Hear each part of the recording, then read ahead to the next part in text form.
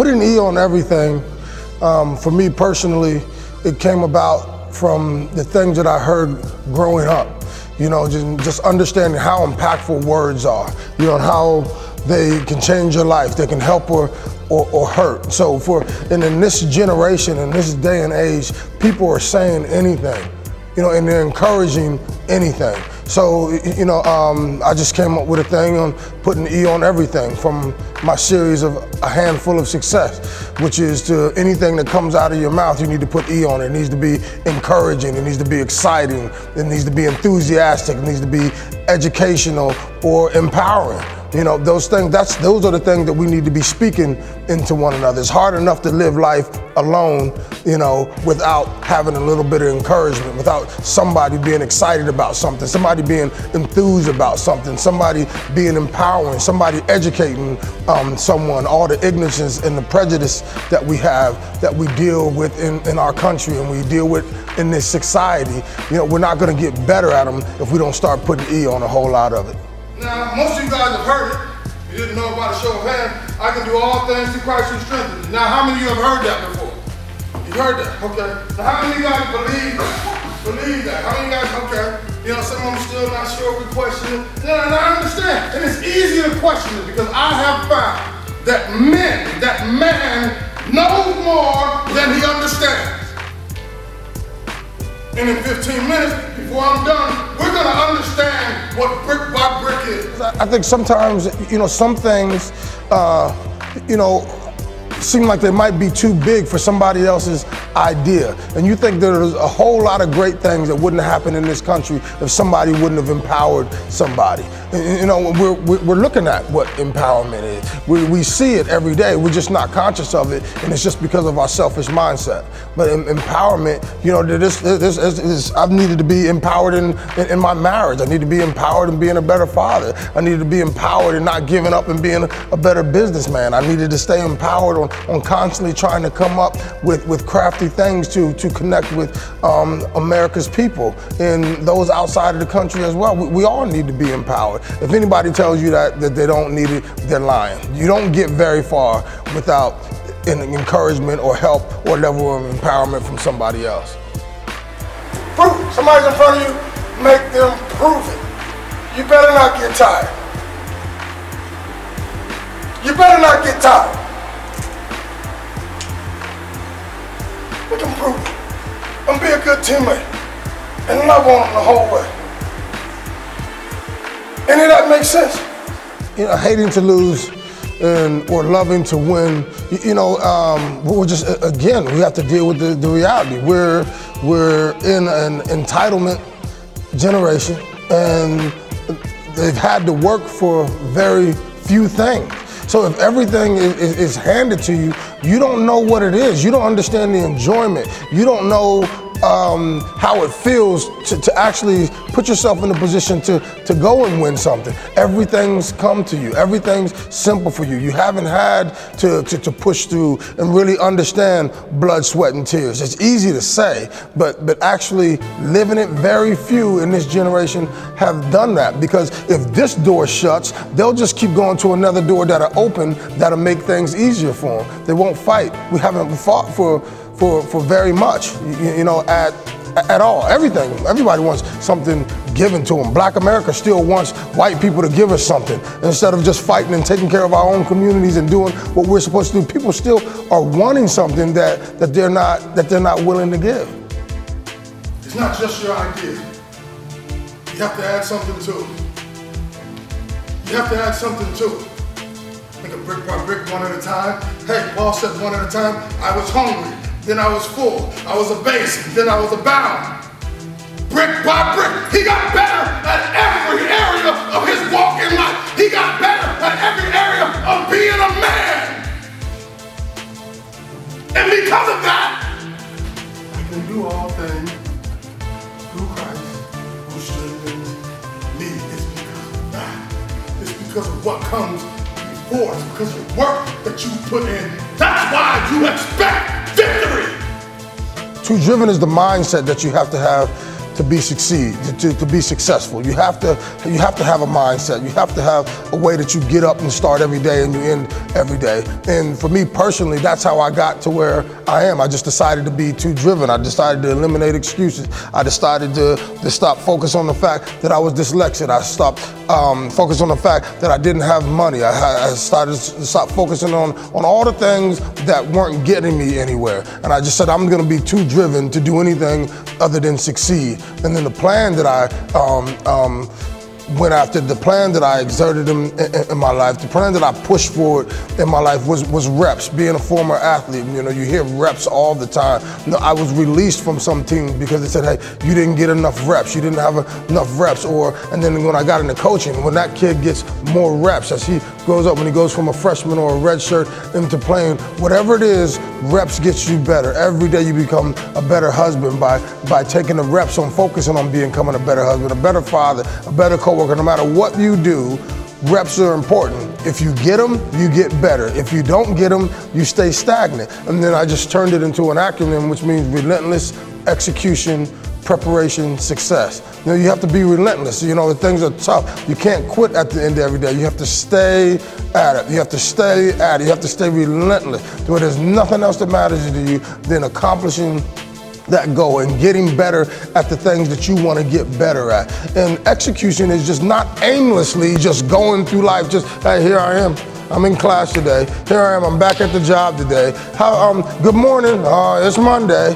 You know what I mean? Execute that day to get better. You know what I mean? And prepare. When you prepare, then success follows. Then it's a simple plan. But in this day and age, again, we're not relentless about anything. As soon as we started, if the door doesn't open immediately, or if we don't gain instant success, or if we don't get 1 million likes on something, we quit. And this country wasn't built off of that. It's unacceptable for us to live that way. Out of being Americans, we do not function like we're leaders. We function like nothing great has ever come out of this country, and it's so disappointing. And it came because men and women were relentless, and they executed, and they prepared, and because they did that, success was an easy thing. It was an easy accomplishment. So it's simple. Those simple things. It's not hard. It's committing to something that you believe in and staying around the right people to get those dreams and goals accomplished. But what's happened? We're looking for instant gratification, and we're looking for approval out of people that don't even matter.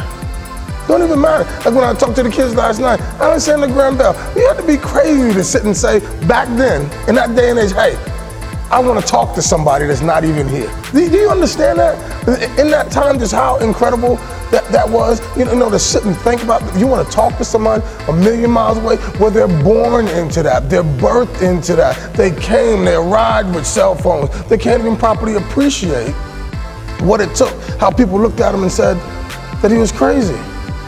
Or even to take a trip to the moon. What, really? How are you going to get there? You know, all these things.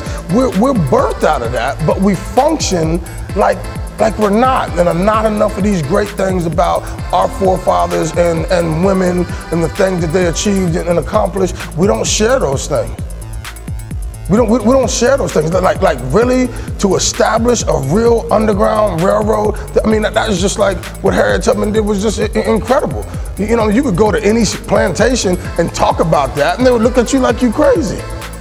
You know what I'm saying? Like, you better bury that idea and get back out there and finish picking that cotton or get in that kitchen and get to cooking. You know what I'm saying? But like, really, you want to establish and organize an underground railroad to move people from the South all the way to Canada? Really? You know, but they happen. And those things are enough for you to be able to look at whatever it is that you're doing in life, whatever it is that matters to you, and say, hey, I can do that as well. Being a leader doesn't go with a title, where you were born, what somebody said about you. It has to do with your influence and how much it matters to you to force it on the people around you. How much it matters to you to make the people around you better. How much it matters to you not just to sit by and watch people fall off. Be a real friend. We're not going to get anywhere by ourselves. Because I wasn't created just for Spencer. Humanity's not like that. Why do you think we're drawn to one another? You know what I'm saying? Why do you think thousands of people show up at football games and basketball games to watch people? We're drawn to one another. If that's all I had to give was football, that'd be a waste of life. I thought that way about myself, that I wasn't anything beyond a football player. I never saw myself as a college graduate. You know, I never saw that. And if I wouldn't have took the necessary steps, if I wouldn't have said, hey, you know, I'm gonna fight for this. I'm gonna go do my best. The way, I put it on, it became a parallel. If I fought for football and I tried and didn't mind losing, didn't mind missing the mark, if I didn't mind trying to time the snap to have the possibility to jump off sides or to beat that tackle, if I was risky there, I need to do the same thing towards my education. And I just applied and made everything a universal deal. And when I stepped out there, I found out things about if I would have never took that step, I would have died without a college degree. Now there's more to me. Now when I speak to my daughter, when I speak to other people about the thing, not just the easy thing, football was easy, but it was not the best thing about me. I had to start getting better at the better things about me, the things that made me valuable to my community, the things that makes me a valuable friend, a valuable husband, a valuable father, a valuable person in the community. I had to start getting better at those things, and I couldn't do that if I was gonna run, duck, and hide from challenging things. Couldn't do that. I had to step up to it. I did it on the football field. So if it's okay on the football field, it has to be okay in life. And we have to encourage each other to take steps, take challenges, things that aren't gonna kill you. It wasn't gonna kill me to try, regardless of the fact of being dyslexic. I'm not the first. I won't be the last, you know, living and functioning with challenges. You know, it was just in a place to where my challenge was bigger than my desire to succeed. And I just decided to change it and said that I'm gonna do this. If I'm a winner at this part of my life, I'm gonna be a winner in every other aspect. And I just eliminated excuses like we talked about before. I picked up, I had to have some wit. I got some wit. I started doing whatever it takes, period. And then I became witty. As I got better with wit, I became witty. Then I started doing whatever it takes, and I started to eliminate excuses.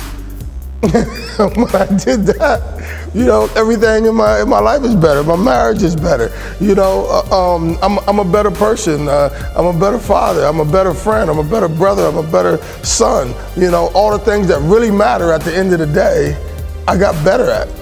When I just said, you know, I'm gonna do whatever it takes, and I'm gonna eliminate excuses. You know, and I'm thankful for that. And to have great people to be around. You know, it's important that love you enough to tell you no. Yo, that's not a good look.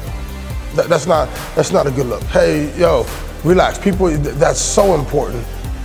It's so important to have a positive atmosphere and to wake up into that and to go to sleep in that. And yes, we have people that are birthed out of bad situations, but all good things are.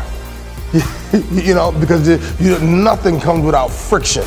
You know, nothing comes without friction. Even the one time that Michael Jordan wasn't accepted in the game of basketball, that still caused a lot of friction. So much to where he's removed from the game now and he's still relevant.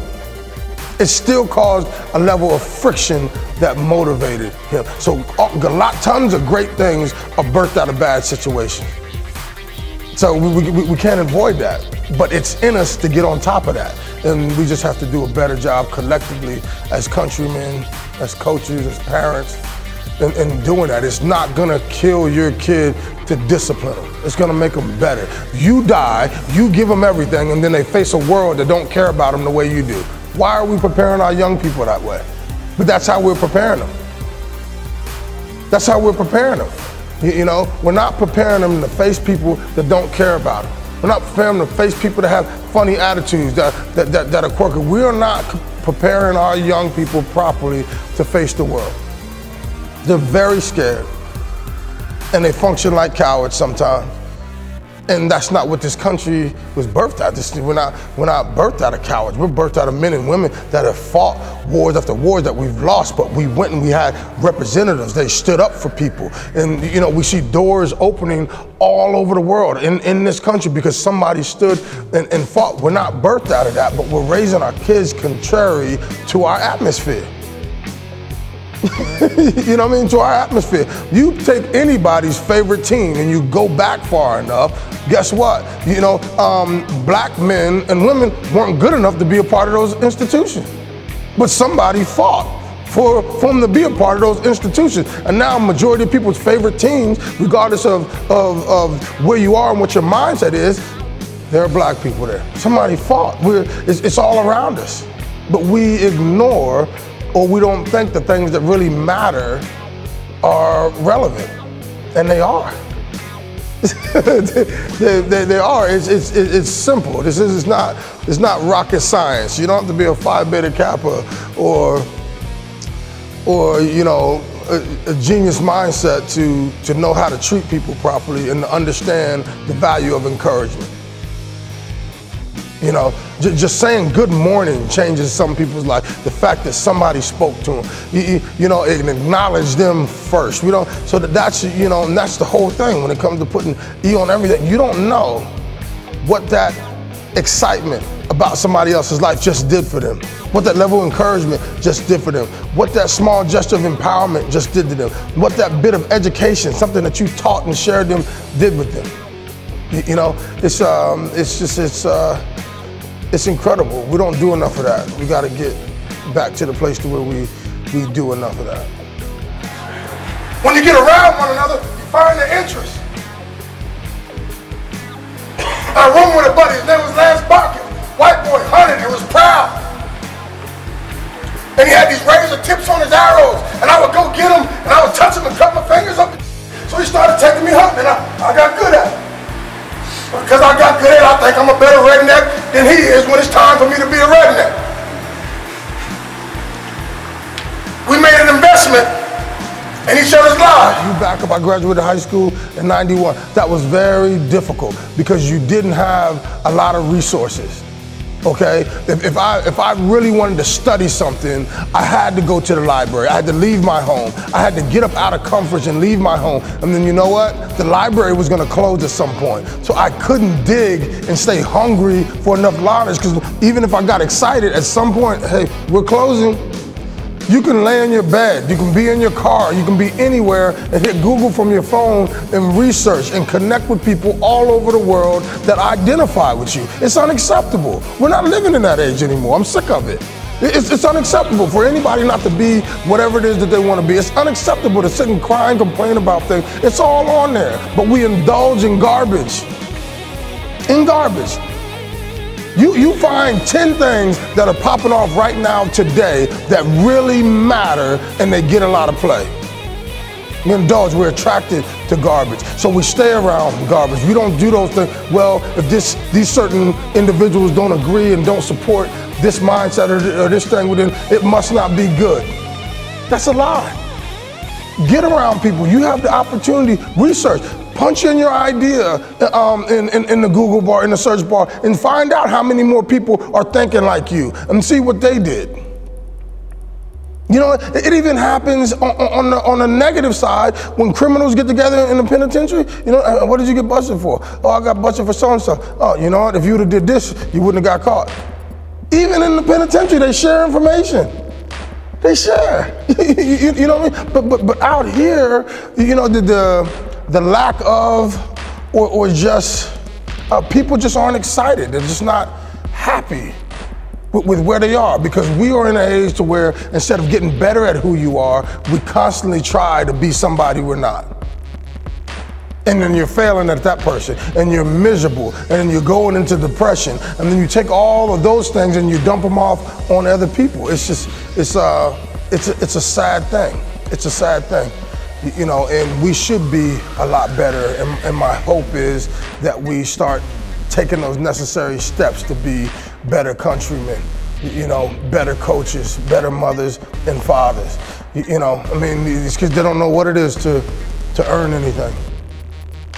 at all. The parents don't do that because it's easier just to give them and shut them up. Hey, here, you got this here, here's your, and shut them up. We were better when we had less. I can guarantee definitely the black community, black America was better when we had less. Because the less we had, we were forced to focus on our family. Then the more we got, our education, now we're trying to climb this ladder, we're competing with corporate America, we're competing with our neighbors. Hey, I moved out of this situation into that situation, then it's, hey, look at me, then how can I get more, how can I advance this? And all the while, your family suffered. Hey, you got your phone, can you warm that up in the microwave? Hey, good, okay, then you're okay. And then you move on and you die and you realize you've never given your kids anything other than a cell phone and a home.